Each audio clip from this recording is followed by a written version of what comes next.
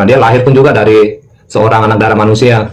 Kemudian keilahiannya maksudnya seperti apa itu? Ya kita mengimani juga bahwa di dalam diri Yesus itu dia punya keilahian, atau bahasa Alkitabnya itu dia punya kepenuhan Allah. Kepenuhan Allah itu ada di Kolose 2 ayat 9, saya baca. Sebab dalam dialah berdiam secara jasmania seluruh kepenuhan kealahan. Kita tinggal mengartikan lah, kalau dikatakan kepenuhan kealahan itu kan berarti Allah ada berdiam di dalam diri dia. Jadi bukan ini dikatakan ini kepenuhan kealahan, bukan dikatakan ada kepenuhan Roh Kudus, tidak, kepenuhan kealahan. Jadi bukan lagi berbicara tentang pribadi Allah, tetapi hakikat Allah itu langsung ada di dalam diri Yesus. Itu tertulis dalam Kolose 2 ayat 9. Kemudian kalau mau menunjukkan keilahiannya itu banyak sekali ayatnya. Di Yohanes 13 ayat 13 itu isinya bahwa Yesus sendiri mengiyakan perkataan daripada muridnya bahwa dia adalah guru dan Tuhan. Di kelahirannya pun juga malaikat juga mengatakan kepada Yesus, itu ada di Lukas 3 ayat 11. Minta maaf, ada di Lukas 2 ayat 11. Minta maaf, bukan di Lukas 3, Lukas 2 ayat 11. Hari ini telah lahir bagimu Juru Selamat, yaitu Kristus Tuhan di kota Daud. Ya, nanti kalau kakak mau pakai tafsiran-tafsiran sendiri, nanti pasti orang kakak akan bicara terjemahan aslinya. Tidak, kalau lihat dari bahasa aslinya Yunani atau Ibraninya nggak seperti itu ya. Itu terserah kalian lah, kalau merasa kalian lebih pintar menerjemahkan dari tim LAE. Jadi banyak ayat-ayat yang lain. Yesus juga mengatakan di Yohanes 6 ayat 38, 40 singkatnya itu, bahwa Yesus nanti akan membangkitkan pada akhir zaman. Tidak ada manusia bisa membangkitkan pada akhir zaman. Kemudian Yesus juga mengatakan ketika dia mau naik ke surga bahwa kepadanya telah diberikan segala kuasa di surga dan juga di bumi. Kemudian di Yohanes 20:28 juga Thomas di dalam keraguannya ketika Yesus bangkit, kemudian Yesus menampakkan diri di satu tempat di dalam rumah. Kemudian Thomas mengatakan, "Ya Tuhanku dan Allahku." Ini kan kesaksian para muridnya langsung ya, yang memang mereka sendiri mengetahui sebenarnya siapa ini Yesus. Tentu itu punya dasar kenapa Thomas mengatakan, "Ya Tuhanku dan Allahku." Ya tentunya selama Yesus masih ada bersama-sama dengan mereka kan, dia sudah memberikan pengajaran itu kan. Tetapi dia ragu, benar nggak yang dikatakan Yesus ini sebelum dia disalibkan, sebelum dia mati. Kalau memang benar, apa memang benar dia bangkit? Kemudian setelah dia melihat secara langsung, baru Thomas keimanannya pun bertumbuh. Ya, kemudian tadi terkait dengan tadi para penulis ya. Sekali lagi saya mau jelaskan kembali Kak, yang saya maksud tadi itu kan yang menulis Alkitab. Memang kita mengakui bahwa Alkitab ini bukan Tuhan yang menuliskannya, tidak, karena keimanan Kristen tidak seperti itu. Dan keimanan Yahudi pun yang menjadi ini kan termasuk tahu ternyata abang benar-benar bawa data ini loh, jangan-jangan abang salah data gitu. Kan akar keimanannya itu kan berangkat dari, mohon maaf ya kalau saya menggunakan kata, nanti mohon dikoreksi. Akar keimanannya ini kan berasal dari Yahudi juga, kalau saya tidak keliru. Kenapa saya katakan begitu? Karena pengajaran-pengajaran yang ada di dalam keislaman juga itu kan berangkat dengan nabi-nabi yang berasal dari orang-orang Yahudi juga kan. Tadi kita berbicara tentang Nabi Daud, kemudian Isa, ada nabi-nabi yang lainnya. Ini kan orang-orang Yahudi semua ini.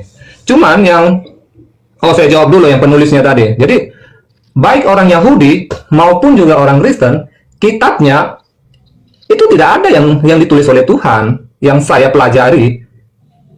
Jadi akar keimanan orang kata yang dari orang Yahudi, mereka juga kan kitab Taurat, kemudian kitab Mazmur Daud, kemudian kitab para nabinya, ini juga kan dituliskan juga oleh manusia yang hidup di masa itu. Kemudian mereka mencatatkannya dan itu menjadi kitab suci. Kemudian kalau Yesus sendiri, ya nggak mungkin lah Tuhan yang menuliskan. Karena apa? Yesus itu kan wujud Allah yang datang kan dalam rupa manusia, firman-Nya. Yang firman-Nya itu adalah Allah itu sendiri kalau dikatakan di Yohanes 1. Jadi Allah itu sudah datang sendiri. Udah lebih waktunya ya. Udah lebih. Kayak di sini 18:31 nih. Tadi saya lihat 18:24. Ini 18:31. Oke ya. Jadi ya, panjangan ada 9 poin yang saya tuliskan di sini.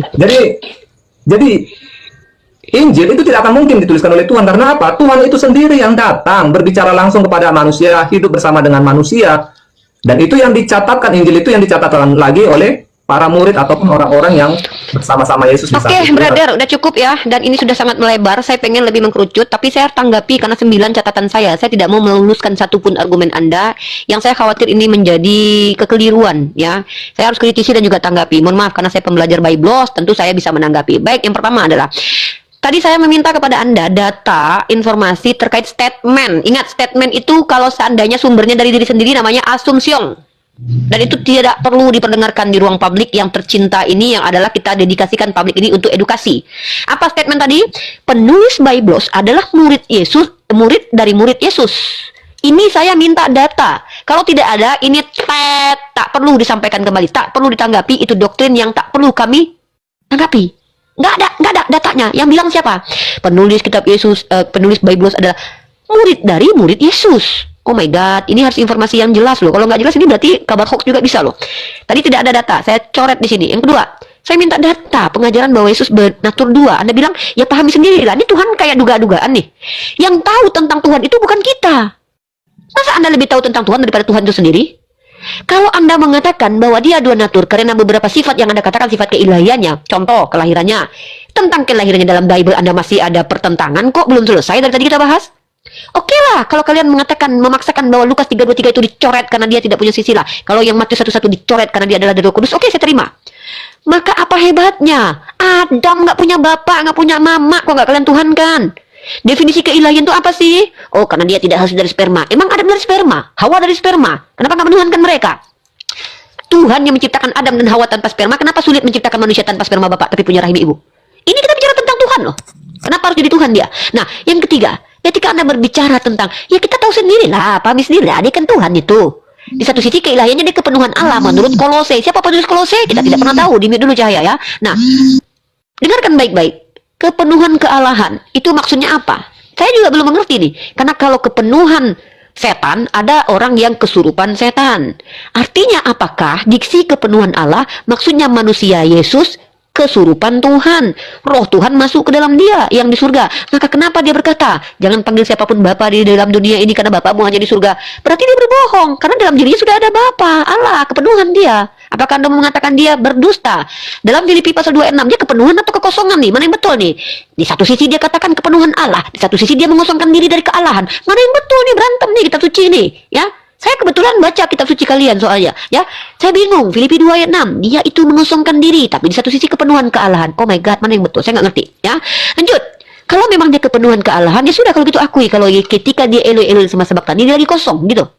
Tuhan yang lagi pergi ninggalin dia.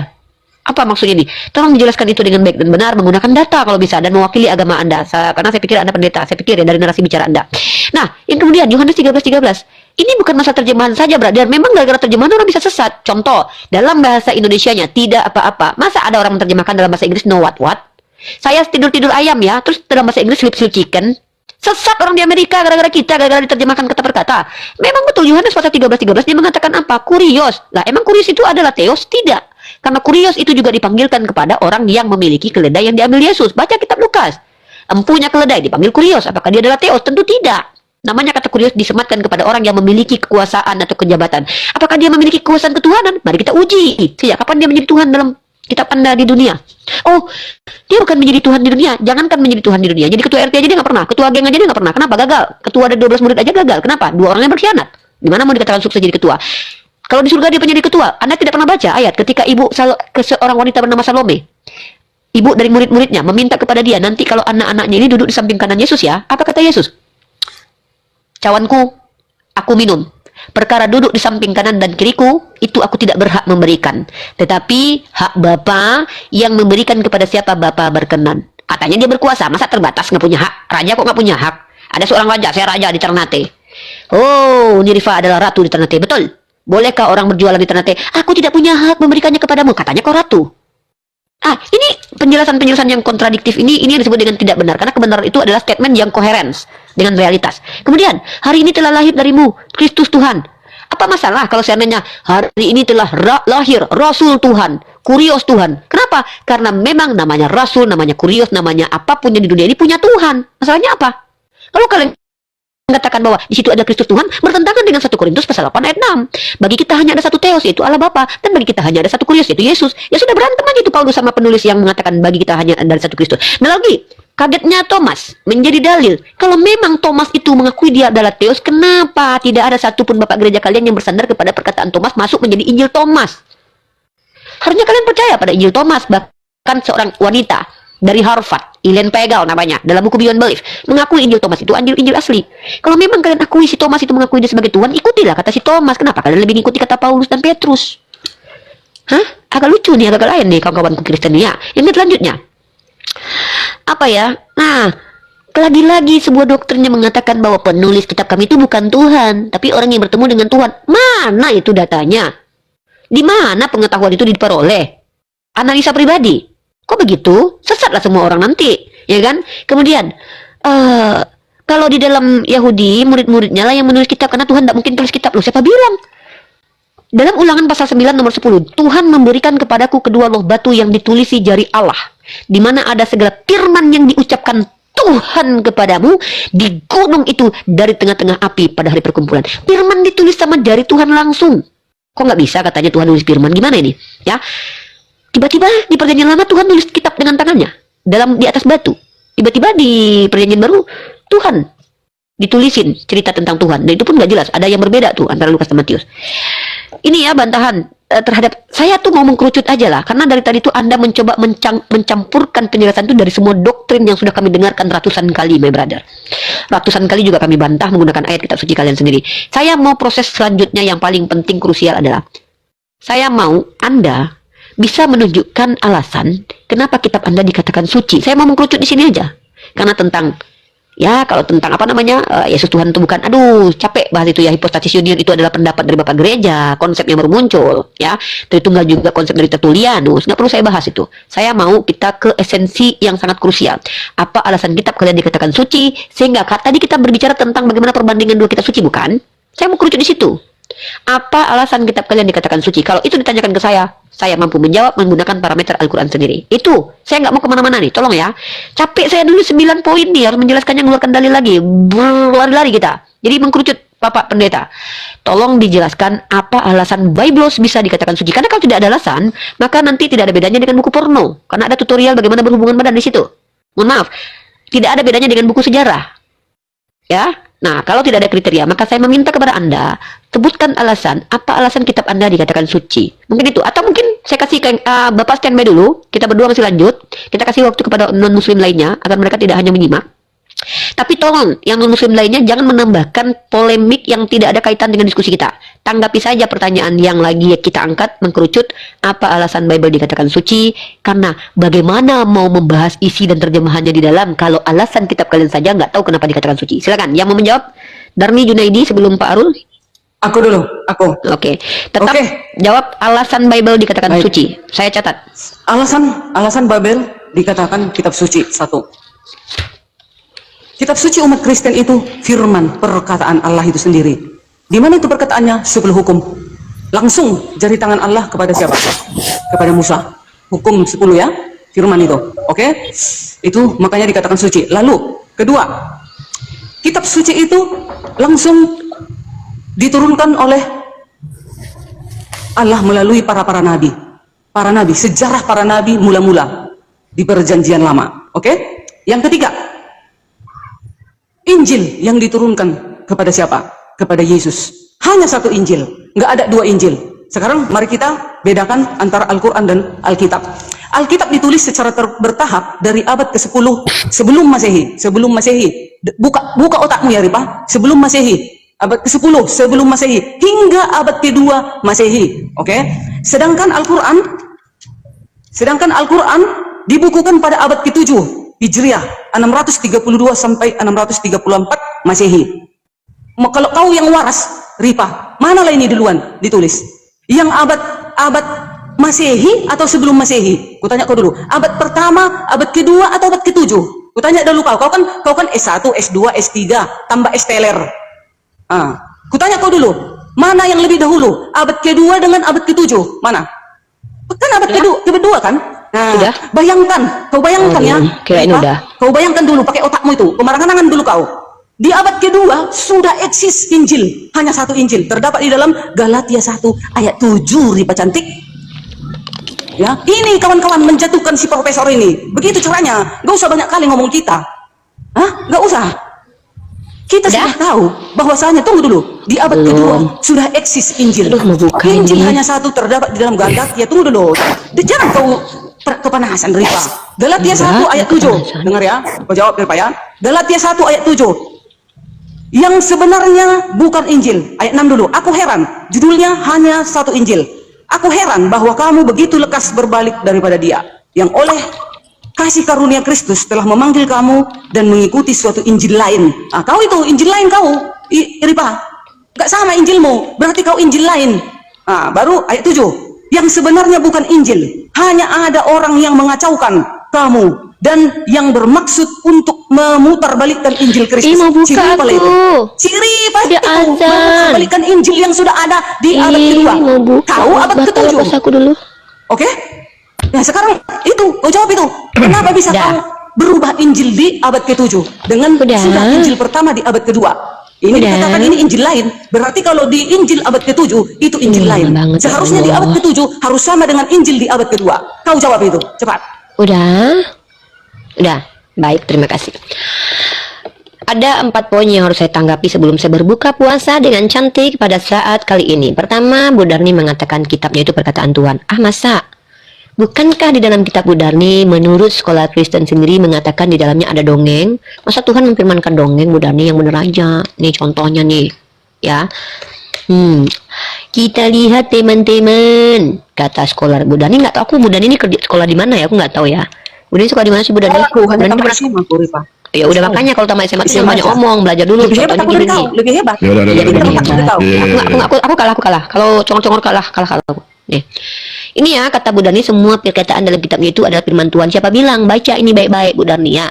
Menurut lembaga dari penulis sabda.org. Dikatakan di sini, jadi cerita Yotam tentang pohon raja dalam Hakim 97 dan cerita Yoas tentang rumput dari duri dari pohon ara dapat disebut dongeng. Masa firman Tuhan, perkataan Tuhan ngambil dongeng? Nah, yang kedua, Bu Darni, bahwa bukti kitab Bu Darni tidak layak dikatakan kitab suci karena Paulus juga mengajarkan dongeng.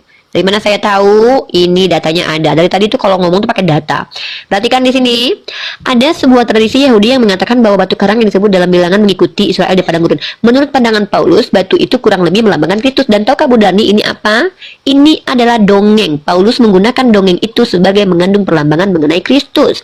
Jadi bagaimana mungkin dongeng dikatakan firman Tuhan? Belum lagi himne Plato, belum lagi ayat sisipan. Oh Bu Darni, jangan mengada-ada lah. Kalau Bu Darni bilang misalkannya begini nih, cara ngomongnya gini, iya Rifa, bercampur antara dongeng, pendapat orang, himne Plato dengan firman Tuhan. Aku sepakati, itu yang disamakan dengan bercampur. Kalau bilang seluruhannya adalah firman Tuhan, dusta Anda. Jangan dusta di depan saya. Kemudian Injil diturunkan cuma satu. Mana Injil Yesus? Enggak semua. Oh, bercampur. Ya kalau gitu kenapa bisa dikatakan kitab suci? Kalau gitu bisa begini dong nanti suatu saat ya. Diambil 10 hukum Taurat, dituliskan di dalam sebuah buku porno, maka itu bisa dikatakan suci buku itu. Wah, bahaya nih. Kan kayak nanya alasan kitabnya dikatakan suci apa. Nah, Injilnya cuma satu. Mana Injil Yesus? Kok Injilnya Injil Matius, Injil Lukas, ada 4. Injil Matius, Injil Lukas, Injil Yohanes, sama Injil satu lagi tuh siapa lupa? Markus. Katanya Injilnya cuma satu. Gimana sih Bu?